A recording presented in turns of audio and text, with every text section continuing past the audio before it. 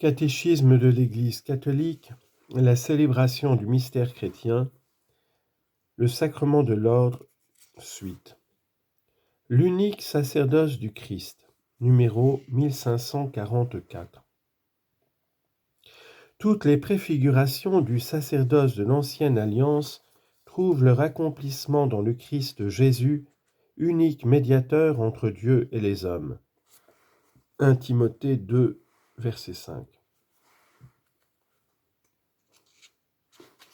Melchisédek, prêtre du Dieu Très-Haut, confère Genèse 14, verset 18, est considéré par la tradition chrétienne comme une préfiguration du sacerdoce du Christ, unique grand prêtre selon l'ordre de Melchisédek. Hébreux 5, 10 et 6, 20. Saint, innocent, immaculé. Hébreux 7, 26. Qui par une oblation unique a rendu parfait pour toujours ceux qu'il sanctifie. Hébreux 10, 14. C'est-à-dire par l'unique sacrifice de sa croix. Le sacrifice rédempteur du Christ est unique, accompli une fois pour toutes. Et pourtant il est rendu présent dans le sacrifice eucharistique de l'Église. Il en est de même de l'unique sacerdoce du Christ. Il est rendu présent par le sacerdoce ministériel sans que soit diminuée l'unicité du sacerdoce du Christ. Citation de saint Thomas d'Aquin. Aussi le Christ est-il le seul vrai prêtre, les autres n'étant que ses ministres. Fin de citation. 2. Participation à l'unique sacerdoce du Christ. Le Christ grand prêtre et unique médiateur a fait de l'Église un royaume de prêtres pour son Dieu et Père. Apocalypse 1, 6. Toute la communauté des croyants est comme telle sacerdotale. Les fidèles exercent leur sacerdoce baptismal à travers leur participation, chacun selon sa vocation propre, à la mission du Christ, prêtre, prophète et roi. C'est par les sacrements du baptême et de la confirmation que les fidèles sont consacrés pour être un sacerdoce saint. Le sacerdoce ministériel ou hiérarchique des évêques et des prêtres est le sacerdoce commun de tous les fidèles, bien que l'un et l'autre, chacun selon son mode propre, participe de l'unique sacerdoce du Christ, diffèrent cependant essentiellement, tout en étant ordonnés l'un à l'autre. En quel sens ? Alors que le sacerdoce commun des fidèles se réalise dans le déploiement de la grâce baptismale, vie de foi, d'espérance et de charité, vie selon l'Esprit, le sacerdoce ministériel est au service du sacerdoce commun. Il est relatif au déploiement de la grâce baptismale de tous les chrétiens. Il est un des moyens par lesquels le Christ ne cesse de construire et de conduire son Église. C'est pour cela qu'il est transmis par un sacrement propre, le sacrement de l'ordre. En la personne du Christ tête.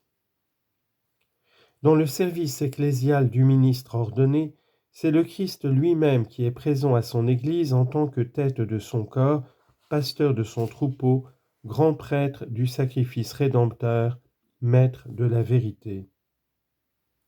C'est ce que l'Église exprime en disant que le prêtre, en vertu du sacrement de l'ordre, agit in persona Christi capitis, dans la personne du Christ tête. C'est le même prêtre, le Christ Jésus, dont en vérité le ministre tient le rôle. Si en vérité celui-ci est assimilé au souverain prêtre, à cause de la consécration sacerdotale qu'il a reçue, il jouit du pouvoir d'agir par la puissance du Christ lui-même qu'il représente. Virtute ac persona ipsius Christi, comme le dit Pie XII dans Mediator Dei. Le Christ est la source de tout le sacerdoce, car le prêtre de l'ancienne loi était figure du Christ, et le prêtre de la nouvelle agit en la personne du Christ. Par le ministère ordonné, spécialement des évêques et des prêtres, la présence du Christ comme chef de l'Église est rendue visible au milieu de la communauté des croyants.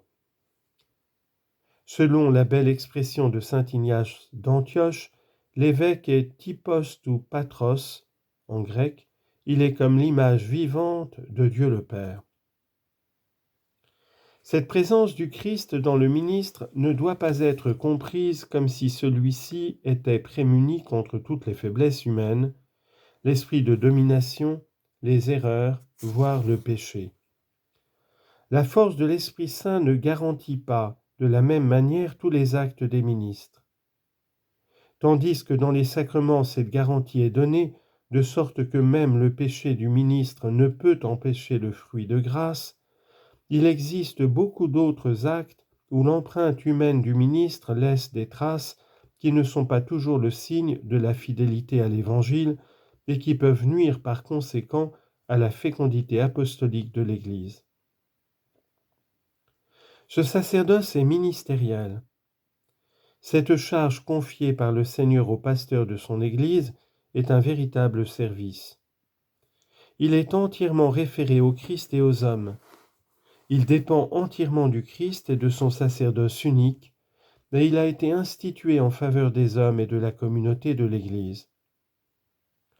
Le sacrement de l'ordre communique un pouvoir sacré qui n'est autre que celui du Christ.